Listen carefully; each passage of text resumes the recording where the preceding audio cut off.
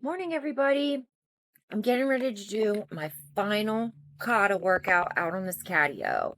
And I say my final because I'm spending this next entire week getting ready to move because, not by choice, uh, there's been a lot going on with us that we haven't been public about for multiple reasons. Um, Carly's dad and stepmom are our landlords, and they have a very estranged relationship with Carly, and they're very horrible, evil people. And I don't say that lightly, and I say that after careful consideration and prayer. They are horrible, evil people. Um,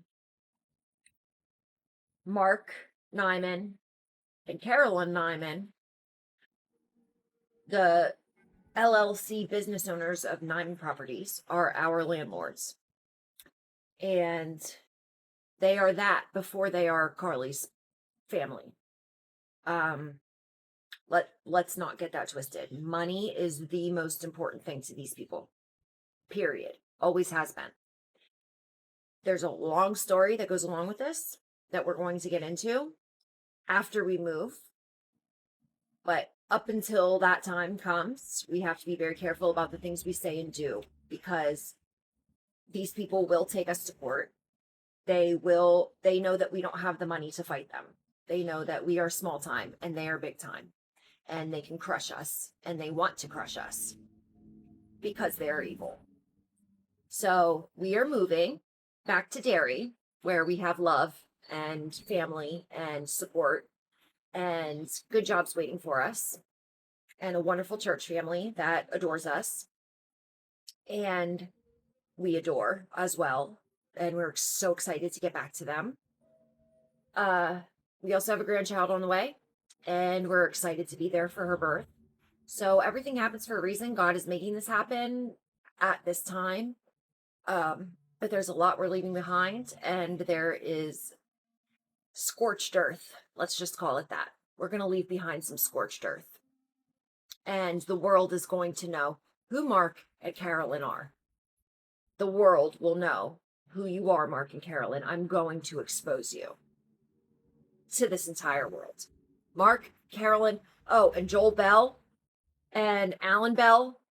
Yeah, you're not exempt either. You guys are just as guilty as Mark Nyman, and you will be exposed.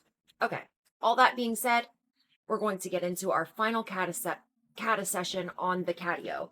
And today's daily reading is so important for the history of the church, why it is so important to be share in a congregation. It doesn't matter your denomination. The Church of Peter, Jesus gave the church to Peter. He gave his commission to Peter. Peter founded what later became the Catholic Church. We all know that politicians and everybody got their hands involved in that and made the Catholic Church what it is today. However, there is a core truth here that no church, no denomination can ever get in the way, a silver vein, if you will. And that silver vein is the silver vein of true believers in Jesus Christ. We still exist, and we are all one. And that is why it's so important to go to a church. It doesn't matter what denomination, but go to a church where you can worship and praise God and set that time aside every Sunday and just scream his name to the heavens with a bunch of people who want to do the same thing and encourage them to do the same thing. Doesn't mean you have to put money in a pot. Does not mean you have to put money in a pot. Understand that. Giving a tithe every week is, you should be able to tithe how you feel. Jesus always taught us to give to our neighbors what belongs to our neighbors, and to give to Caesar what belongs to Caesar, or the government what belongs to our government. Pay our taxes, pay what we are due, our debts, if we have credit cards and bills and whatever that we choose to rack up on our own. Yeah, pay that stuff. But anything that you have that's extra that you want to tithe and be charitable with, nobody says you have to give that to a church. Nobody says you have to give it to a church. Put it on your homie's books in jail. I guarantee you that's more charitable than giving it to a church. Put it into a daycare facility or a church's daycare fund. If you give it to the church, but say this is specifically for the daycare fund, then it has to be used for that daycare fund. Use it for stuff like that. Like, you choose to use your extra money however you want to. If your sister-in-law is struggling and needs help with the kids, give the money to them.